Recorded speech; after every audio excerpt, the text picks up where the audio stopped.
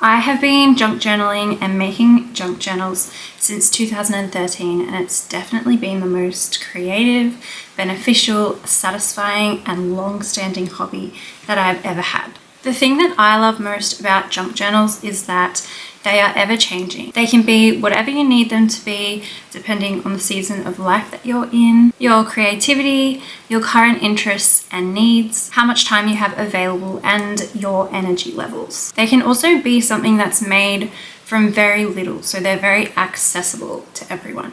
You can truly make something that's really beautiful just by using your creativity and whatever you have on hand. You definitely don't need to have a lot of money or go out and buy anything for junk journaling. You can actually just look around you and use what you already have. My journals have always looked a little bit different to each other, just as I naturally explore new ideas and try out different styles, but they have always been a place for play, creativity, storytelling, memory keeping, self-expression, and joy.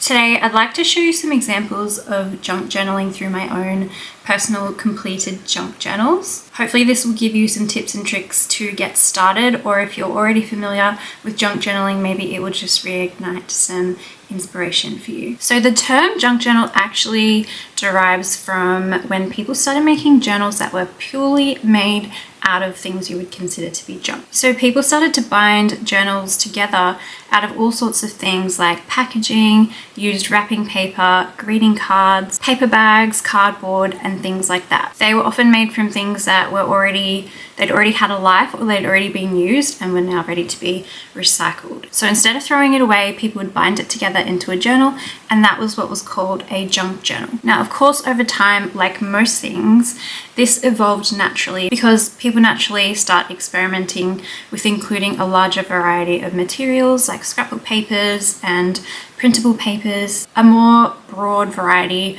of vintage papers, and lots of other different paper types. Literally anything you can think of that you could bind into a journal has been bound into a journal, and the junk journals became somewhat prettier, somewhat more refined, and sometimes just more artistically curated or within certain themes. Nowadays, you can get away with calling pretty much any journal a junk journal. So any old journal or notebook can be called a junk journal, because today the term junk journal more refers to the way that you are using the journal by collecting souvenirs and bits of junk and then putting them in a journal, usually alongside writing or photos. All of this isn't so much important, it's just a bit of history on where the term junk journal comes from and how this little niche craft came to be. And a lot of people say, isn't this just scrapbooking? My answer to that is yes, it can be called scrapbooking. You can call it scrapbooking, but my personal opinion is it falls into its own category. It's a little bit different to scrapbooking because to me, scrapbooking is a little bit more refined. It can be a little bit more controlled or sort of strict in the types of things that you will include that are more archival quality. And it's usually a more steady practice, whereas junk journaling is much more fluid, it's ever changing, and each page can look different to the one before it. I think junk journaling encourages more mess, more play, more creativity, and also each page can hold an entirely different purpose. So you can have a broader mixture of things in a junk journal. I think it's also really important to say that the way that each person junk journals is going to be different to each other, and there's no right or wrong way. Our definitions are always going to be a little bit different and they might overlap a little bit. At the end of the day, it's just about creating pages that are true to you and that you enjoy. I think if you're wanting to start junk journaling and you're looking for some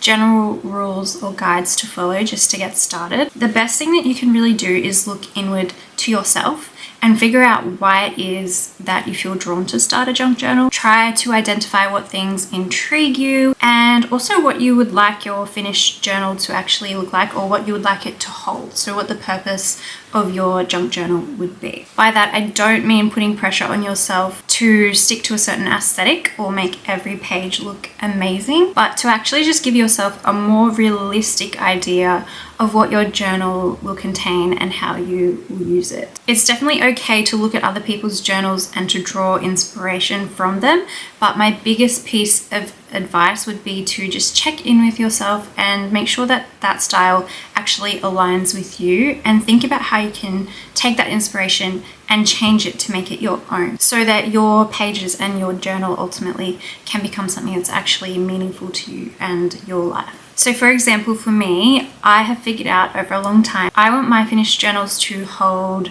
memories from my life, everyday moments from my life. I like to include photos, and I also like to include art. I do some writing, but not as much as some people. And I put all of this alongside my junk, my souvenirs, and my mementos from my everyday life. I don't believe that every page should fit a certain aesthetic, and I want it to be a place where I can explore new ideas and just try new things and have fun. I don't stick to any sort of rules. I just allow myself to play and experiment, and each time I'm opening a new journal page, I just lean into whatever is inspiring me at that current time and whatever that thing is that's making me feel excited about creating. Now, this could look very different from someone who wants their junk journals to have more writing, for example, or someone who wants each page to fit into a certain theme or a certain style, or someone who wants to do painting on every single page, for example. You could be someone who likes your pages to look very measured and very neat, or you might be someone who just likes to slap things down with glue and do some collage work. It's really our own styles and personalities that make our junk journals something unique and special.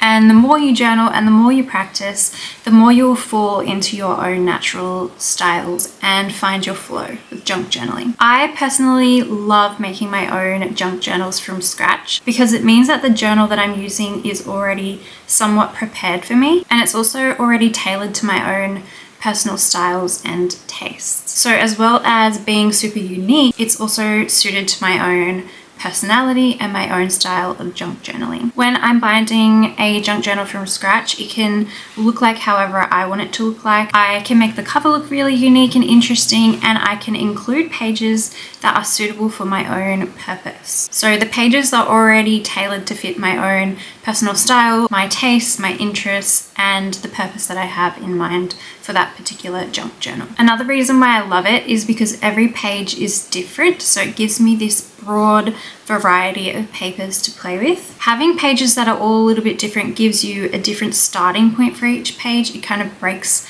the page in, and I find that these pages are really, really inviting. They invite my creativity, and they kind of just, by giving me that starting point, it takes away that fear of a blank, stark white page. You've already got something there that's going to spark some kind of creative idea or thought process. They also often look a bit imperfect, which I think helps with this as well. The other amazing thing about making your own junk journals is that you have this opportunity to take basic things, everyday things, and turn them into something really beautiful. It's a really great way to recycle. So things that have already been used or discarded, like a filled up calendar page from your fridge or a bit of used wrapping paper from your birthday. You can bind in old envelopes, old greeting cards that already have writing in them, or maybe pieces of paper or interesting bits of paper that you could find at the thrift store. You can take lots of pieces that might seem insignificant on their own, but when you bind them all together, it becomes something that's really special and meaningful and interesting. I love to include pieces that have a sentimental value to me, or something that came from my life, or even just something that I like that has some sort of symbolic meaning or just speaks to me creatively. There's also just no end to the creativity with this, because every time you make a new journal, you can try new things, you can try out new themes, you can explore things that you haven't tried yet, and you can also learn new skills and try different techniques. I find that every time I'm starting a new journal and I get to bind a new journal, it sort of regenerates my creative energy and it reignites that interest in junk journaling, because not only are you getting to take a brand new journal and start in it, instead of it just being a blank journal, you get to really engage with the process of creating a book that's going to be very special and unique to you. I have lots of tutorials on my channel for how you can make your own junk journal. There's some basic ones that you can try, and I'll pop a little link in the description box if you would like to go check out some tutorials. But whether or not you are making your journal, or you are just using one that you already have, or a blank notebook, for example, it's still going to be such a rewarding hobby for you to keep. Junk journaling has taught me how to look at everyday things with new eyes. It's really encouraged me to look at things creatively and think outside the box. So in my day-to-day life, even when I'm not junk journaling, I'm still in this creative mind where I'm considering how I can reuse things or where things could come in handy when it comes to making books or filling out journal pages. I feel like this has also furthered my creativity in other hobbies as well. By keeping the practice of junk journaling, it's kept me steadily creative and it's just made me think differently. I've also never gotten bored with it because I can always change my approach. I can just adapt my process whenever I grow and change as a person. So I'm pretty much buried in junk journals here, but I'm going to leave this video here. I hope that this video has inspired you to keep a junk journal, that's given you some ideas or just given you a little spark of inspiration or a little push to do some junk journaling. I have on my channel junk journal with me videos where you can see me put my pages together.